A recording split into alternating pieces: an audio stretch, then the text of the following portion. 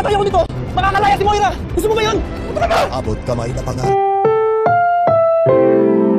Ang programang ito ay rated SPG. Striktong patnubay at gabay ng magulang ang kailangan. Maaaring may masiselang tema, lengguwahe, karahasan, sexual, horror o droga na hindi angkop sa mga bata.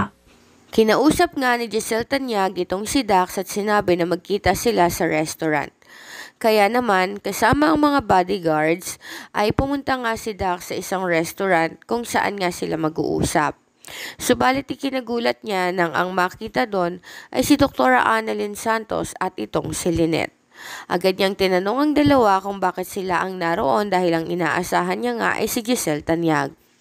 Nagulat naman si Dr. Annalyn Santos nang makita si Dax dahil pamilyar sa kanya ang naturang lalaki.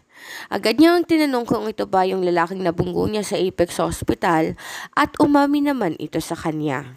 Ikwinento nga ni Dr. Annalyn Santos na palaging pumupunta sa Apex Hospital ang lalaking si Dax.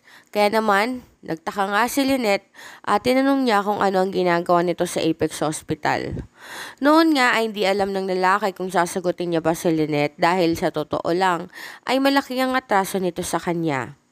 Dumating naman ang mga tauhan ni Ninang na siyang pinakausapan nga ni Moira noon na tapusin na si Dax. Malaki kasi ang magiging papel ni Dax kung sakasakali nga na mag-witness ito laban sa kanya.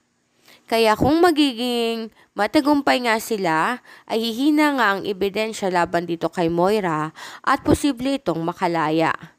Nangako pa naman si Moira kay Ninang na kapag nakalaya siya, ay susuportahan niya si Ninang sa lahat ng mga gagawin nito, lalong-lalo na sa tulong pinansyal.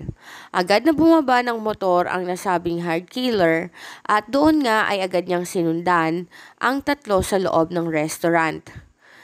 Dala-dala nga nito ang barel ng mga oras na yon at mabuti na lamang at alerto itong si Dax. Kahit marami pa nga siyang bodyguard, ay nagawa pa rin makalusot ng nasabing hard killer, ngunit nakipagbuno nga si Dax. Dahilan para mabunot nga at makuha ni Dr. Annalyn Santos ang barel. Ngunit ang tinamaan nga ay si Dax dahilan para mawala na nga siya ng buhay.